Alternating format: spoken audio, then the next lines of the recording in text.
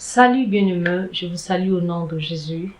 Aujourd'hui, je suis venue vous parler de quelque chose de très important qui va nous aider dans notre vie chrétienne, dans notre marche. Il y a beaucoup des enfants de Dieu qui savent cela, mais n'arrivent pas à les pratiquer dans leur vie quotidienne. Alors aujourd'hui, le Seigneur a voulu nous parler par l'aide de son esprit pour que nous puissions comprendre cela et mettre ça dans notre vie pratique, dans notre vie quotidienne, pour notre vie spirituelle et pour le royaume des cieux. Alors ensemble, nous allons découvrir cela en lisant dans un passage biblique qui est Luc chapitre 10, en commençant des versets 25 à verset 37. Je lis au nom de Jésus. Un docteur de la loi s'éleva et dit à Jésus pour le prouver: Maître, que dois-je faire pour hériter la vie éternelle? Jésus lui dit: Qu'est-il écrit dans la loi? Qui lit-il? Il répondit: Tu aimeras le Seigneur ton Dieu de tout ton cœur, de toute ton âme, de toute ta force et de toutes tes pensées, et tu aimeras ton prochain comme toi-même. Tu as bien dit, répondit Jésus. Fais cela et tu vivras. Mais lui voulait se justifier, dit à Jésus: Et qui est mon prochain?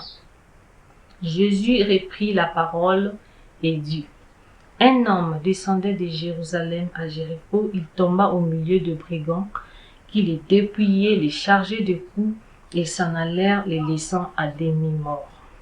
Un sacrificateur qui par hasard descendait par le même chemin, ayant vu cet homme passant autre. Un Lévite qui arriva aussi dans ces lieux, l'ayant vu passant autre.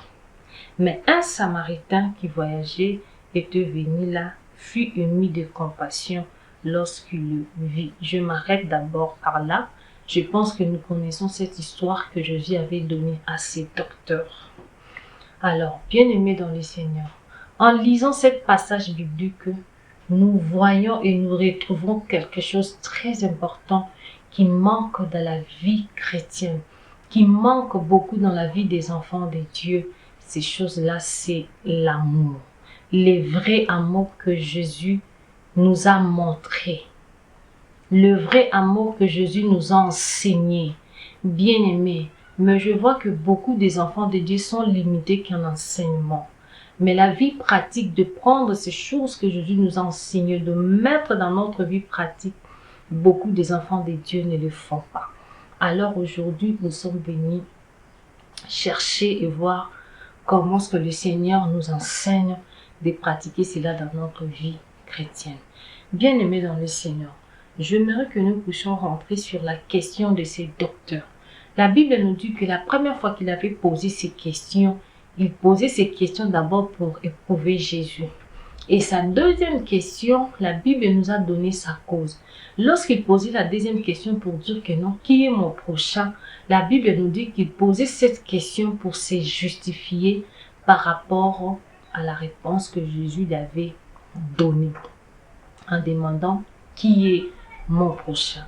Et la Bible nous a bien dit que Jésus a pris la parole et a commencé à lui donner cette histoire d'un bon Samaritain. Bien-aimé dans le Seigneur, lorsque une personne est en train de se justifier pour quelque chose qui est la vérité, cela montre la culpabilité dans la vie de cet homme. Pourquoi? Il y a une parole de sagesse que mon père spirituel me dit souvent. Il m'a dit ceci: la discussion sans sens sur une vérité connue, sur quelque chose qui est réel, c'est le preuve de culpabilité. En lui, ces docteurs savaient que ces choses que le Seigneur a dit, ça se trouve dans la loi. Mais parce qu'ils ne pratiquaient pas ça, parce qu'ils n'avaient pas envie de le faire, bien-aimé dans le Seigneur, c'est pour cela qu'il a reposé cette question pour chercher à se justifier, parce qu'ils ne le veulent pas, parce qu'ils ne le font pas. Bien-aimés dans le Seigneur, beaucoup des enfants de Dieu sachent la loi de Dieu. Beaucoup des enfants de Dieu sachent la vérité. Ils écoutent seulement, ils partent à l'église chaque jour, ils écoutent l'enseignement. Chaque jour, ils partent à l'église, ils prient chaque jour. ils donnent des dîmes, ils donnent des offrandes. Mais prendre 5 ou prêches pour mettre dans sa vie chrétienne, c'est ça le problème.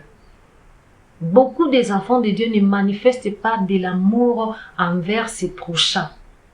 Tu verras un chrétien qui part à l'église chaque jour de jeûne et prière, mais ses caractères, ses comportements envers son prochain, envers ses semblables, ne permet même pas au païen de venir au camp des enfants de Dieu. Pourquoi? Ses comportements, sa façon de vivre dans les quartiers, dans sa maison, ça montre même pas que nous sommes enfants de Dieu. Or, la Bible nous a dit, lorsque Jésus voulait partir, il a dit à ses disciples, aimez-vous les uns les autres pour que le monde sache que vous êtes à moi. Mais il y a beaucoup de chrétiens aujourd'hui, par leur comportement, ne permet pas aux païens de venir dans les camps de Dieu, bien-aimés. Est-ce que nous sommes en train d'aider l'évangile?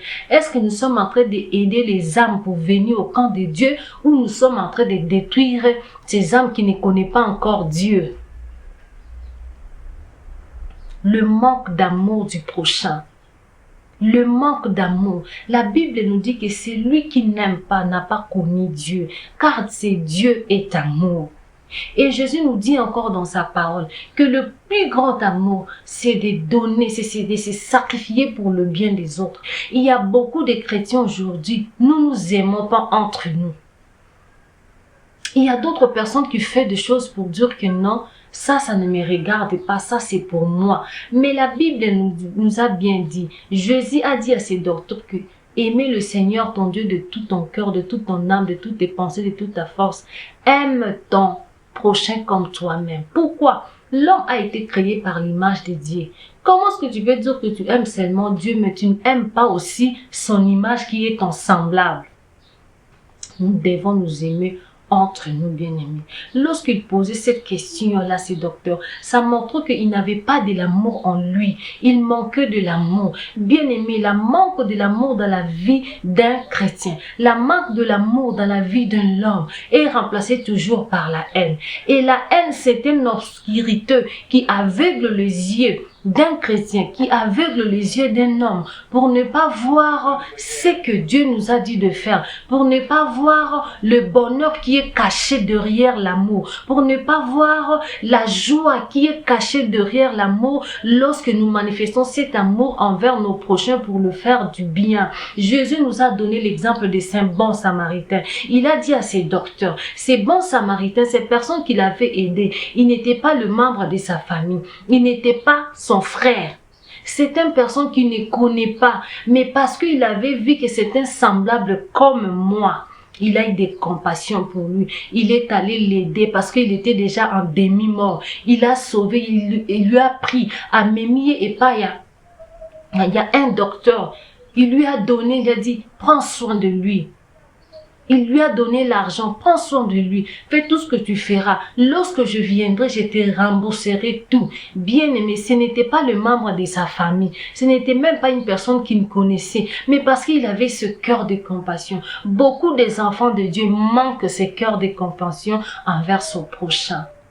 Même Imisusu Bazozang a ce cœur de compassion avec le père ou la mère qu'il a mis au monde envers son frère, sœur familiale, même le voisin, il manque cet amour. Comment est-ce que nous allons témoigner l'amour de Dieu dans notre vie au panier? Bien-aimés dans les Seigneurs, vous savez quoi? Pour que le panier puisse venir, pour faire l'évangélisation, une bonne évangélisation, c'est de montrer de l'amour, même envers les païens qui ne connaissent pas encore Dieu. Parce que c'est l'amour qui avait poussé Jésus. C'est l'amour qui avait poussé Dieu de nous donner Jésus. Et c'est par amour aussi que Jésus avait sacrifié sa vie. Andima qui passe peine pour que nous puissions être sauvés. Nous étions de païens, nous étions de pécheurs. Tout ça qui même la qualité à Bonzambé, il y a Jésus. Mais il a tout laissé pour nous donner la vie. Comment est-ce que nous, de notre tour, ne pouvons pas faire cela envers nos prochains? Bien-aimés. Ton prochain, c'est toute personne qui est créée par l'image de Dieu. Nous devons nous aimer l'un et les autres. Il soit Pessi, exemple, un sacrificateur, n'a un docteur. Pour dire que me servir ne suffit pas, chanter à l'église ne suffit pas, prier chaque jour ne suffit pas, faire de jeûne et prière chaque jour ne suffit pas. vous devez accompagner cela par l'amour. Malgré les titres de l'église, tu es pasteur, archbishop, tous les titres que tu peux avoir en église, sans amour, cela n'est rien devant Dieu. Pourquoi? La Bible dit que non, la foi manifestée sans amour n'a pas d'importance devant Dieu. Nous devons nous aimer les enfants de Dieu. Et ça ne me regarde pas. Si cet Samaritain avait fait cela, c'est ce que Jésus l'avait fait pour nous. Nous devons aussi avoir ce cœur de compassion envers l'un et l'autre. Prends le problème de ton ami comme c'était pour toi. Lorsque tu aimes ton prochain, lorsque tu fais du bien à ton prochain, lorsque tu aides ton prochain, lorsque tu sauves ton prochain dans un problème quelconque, c'est ce qui montre que nous aimons Dieu. Nous devons prouver notre amour envers Dieu en faisant du bien, en aimant nos prochains. Voilà ce que le Seigneur veut nous dire aujourd'hui au travers de son esprit. Bien-aimés, nous devons prendre cela, mettre en pratique. Il y a un bonheur qui est caché derrière l'amour. Il y a une joie qui est cachée derrière l'amour. Il y a une gloire cachée derrière l'amour. Lorsque tu fais du bien à ton ami, tu es dans la joie. Lorsque tu fais du bien, tu sauves une âme. C'est la joie. Car la Bible dit, si un âme est sauvée dans les cieux, il y a de fêtes. Bien-aimés, nous devons apprendre à nous aimer pour témoigner l'amour de Dieu au travers de nous en s'aimant les uns et les autres. Que le Seigneur nous bénisse. Que Dieu nous bénisse. À la prochaine. Bye.